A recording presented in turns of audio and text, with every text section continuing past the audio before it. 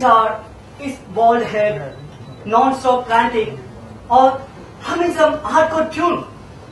Without bothering to check if you're standing in the right cue, the right beat, or sometimes he didn't even bother to check if he was getting on your nerves. At first, I was fascinated by him. Wow, a rocker for a roommate? How cool is that, I thought. Later I realized he was more than a rocker. You see, he had this inborn talent in him that people rarely possess. He was an asshole! Oh, my name is Jayant. I'm a Tamil Brahmin boy. Yes, one of those types, the Tambrams. I was trained in classical music and I secretly learned drums against my father's will. Yes, I had a girlfriend too. She wasn't exactly my girlfriend. At least I thought she was. To say it in Facebook terms, yeah, it's complicated. I have nothing to say about him, except that he started waking me up playing slokas on his cassette player. I mean, the guy actually had a cassette player. And these were going to be my wake-up calls for the next 4 years.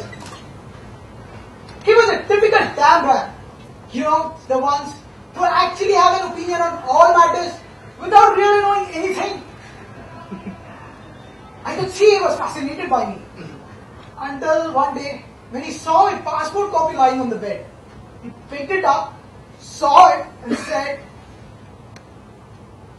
Venkatraman Swami Iyengar! You two are a champion! "You do are a damn man!" That was the end of my rockstar status. Anyways, my name is Venki. My father was an Hindustani classical teacher. After years of trying to train me, he gave a thing I had the voice of a crow.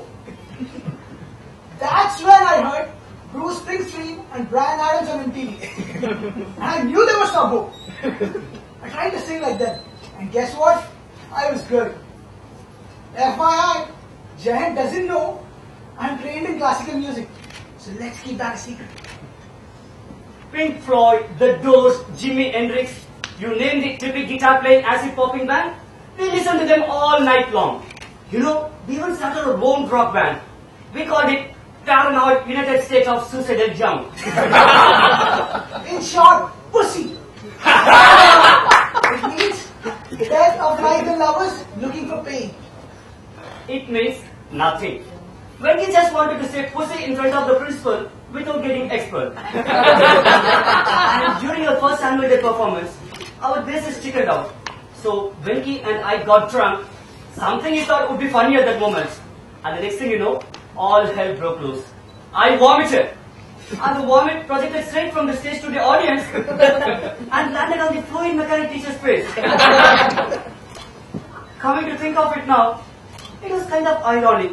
Fluid on the fluid mechanic teacher's face. Guess what? The weekly college magazine next day had the headline, "No more pussy on stage." I told you, it was one of Venki's cheap thrills. We were detained for a month and our parents were notified about this incident. Our parents overreacted and they tried to get our room shifted. But after this incident, no one in the entire hostel, including the mess workers, entertained us. So we promised parents we would stay in our rooms and study all day. But unfortunately, staying long hours in the room, we discovered something else. We discovered Counter-Strike. Day and night, I started playing the game. I was a pro. I even had my own Counter-Strike name. People have started calling me by it. I was called a Maverick. How original. Our grades had dropped drastically. I was the best player the hostel had ever seen. And Jayant was just jealous of me. Venki was so obsessed with this game. You know, there were nights when he would get Counter-Strike drink and scream out, "Fire in the hole!" The hostel rooms were actually connected to a LAN system. Yo, even the day scholars wanted to be a part of this action. Yes, the day scholars. The scums of the planet. As Venki liked to call them. I didn't have any issues with them. In fact, a lot of them were interesting people to talk to, you know. Who would stand talking to those day scholars? You know, they were rich kids with rich friends, iPhones, iPads, my phone, MySpace. They even wore matching scarves. They were just a bunch of pansies. The game of death was Venky's answer to the day scholars. It was a Australian versus day scholars counter-strike match. In short, Venky was called a drama queen for calling this the game of death. We were beating up the day scholars' asses royally. We were surely going to win this match. Unfortunately, one of the day scholars' teammates fell sick. And as per the rules, they need to find a replacement, else they will be disqualified. I couldn't expect such a victory. So I asked them, find a replacement and fight us Australians like real men. So, I steeped it. Nowhere in the rule book was it mentioned anything about the day scholars or the Australians. It was only people like Venky who always like to think there was some rivalry. So, I wanted to really piss him off that day. He pissed me off real bad that day. It wasn't funny. One Australian went rogue and joined the pansy ass day scholars team. It was disgusting. We started the match, and the next thing you know, we were in the final rounds. There were the sounds of the gunfire, anxious clicks on the mouse, and the commands being shouted over the microphones. We were losing a lot of men in the battle, and I was on a killing spree. And soon, I was out of ammo. I took out my knife and started walking slowly. I noticed someone in the opposite team with a knife. For some strange reason, I had a feeling it was Venky. I was being followed. I felt there was someone behind me. I turned around to see, and the shotgun pointing right between the eyes, waiting to pull the trigger and my reign of champ of chance. But the guy didn't move. As I moved ahead with my knife, he still retained his position. He let me knife him to death. I knew how important this game was for Venky, so let him win. That night he came to the room, hugged me, and cried like a baby. He told me, Thank you. Thank you. Thank you for retaining the legacy of the Marvel. what a drama queen.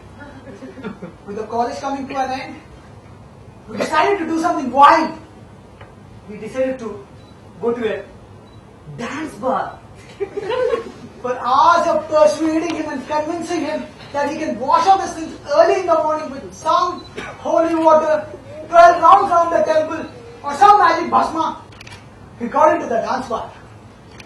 Yes, one of those dingily flashing signboard that was named Jolly Time Dancers. We took our first few steps inside, and the music sent a shiver down my spine. The music was groovy. It set us in mood. And the lights were just perfect. Dim, dark, red and smoky. Some women were giving horrible stares at us and biting their lips, trying to seduce us. Women were excited on seeing me. I couldn't stand this sight. Some of them were mothers, sisters, or maybe even wives. It didn't feel right. I was at the right place at the right time. That was it. I decided to move. I couldn't handle it anymore. Actually, I was more scared than giants. And as we rushed out to go out, sorry, you know how it is, we saw her. This girl, she smiled at me. But unfortunately, she was dancing for a fat old man who was throwing notes on her. She wasn't happy with him. She didn't like him either. I could see it in her eyes. She looked at me and gave a look that said, "Help." She was a squint. She wanted me to help her. And Jan thought it was a cry out to him. And soon, another man pulled her by her arms. And before I could I don't know. Before I could see, I don't know. Before I could turn around to see, Jan was already walking out with her towards the door. On seeing this, the bar owner signaled the bouncers and they tried stopping us. I got too scared and I tried to run away with the girl. All I can remember is Jan's scared face. I knew they were going to beat him up for this stupid heroic act, or maybe even kill him. So, I distracted them. I pushed the chair.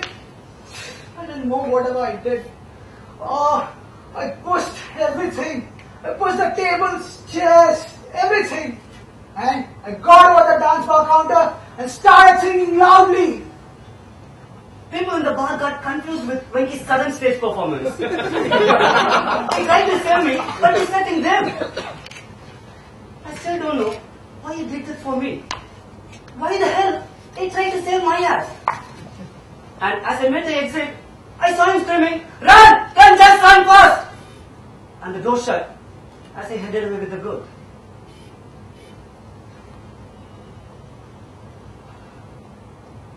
Venkatraman, or Venky as I called him, was a great human being, a great musician, and most importantly, a great roommate.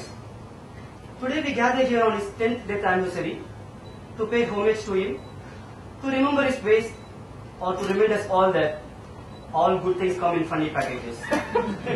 He saved my life and gave away his own one night.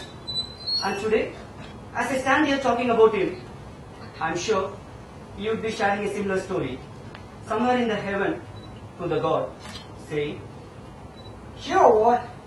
Had Jen not puked that day, Pussy would have been the greatest rock band. Huh. I miss you guys. Take care.